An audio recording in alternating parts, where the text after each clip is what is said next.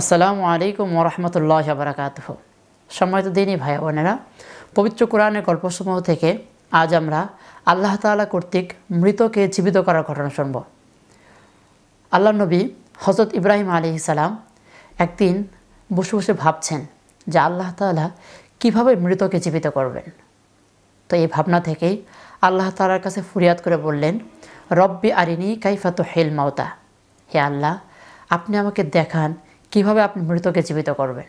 আল্লাহ তাআলা বললেন, আওয়ালাম তুমিন, তুমি কি বিশ্বাস করো না আমি যে মৃতকে জীবিত করতে পারি?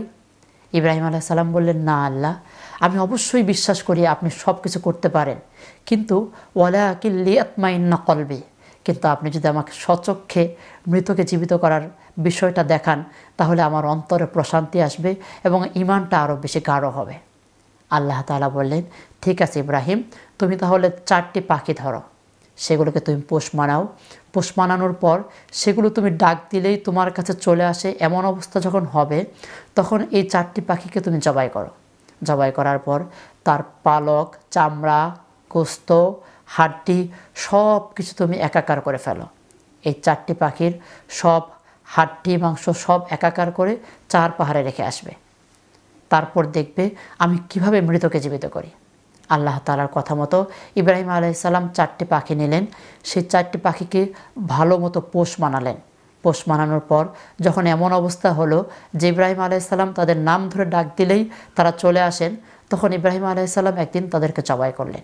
জবাই করে তাদের পালক, চামড়া, হাড্ডি, মাংস সব কিছু আলাদা করে সবগুলো একত্র করে ফেললেন।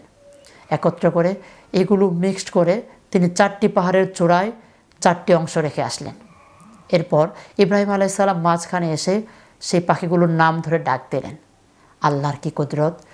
সব যে পাখির যে অংশ, যে পাখির যে পালক, যে পাখির যে চামড়া, গোস্ত, হাড্ডি সব একসাথে লেগে সেই পাখিগুলো আবার অবিকল আগের মতো হয়ে আবার উঠতে লাগলেন এবং ইব্রাহিম আলাইহিস সালামের চারপাশে তারা চক্কর দিতে লাগলেন। এই ঘটনা দেখে ইব্রাহিম আলাইহিস সালাম আল্লাহ তাআলার প্রতি আরও বেশি কৃতজ্ঞতা এবং শুকরিয়া আদায় করলেন।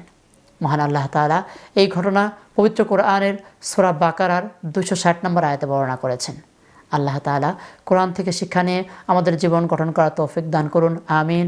আসসালামু আলাইকুম ওয়া রাহমাতুল্লাহি ওয়া বারাকাতুহু।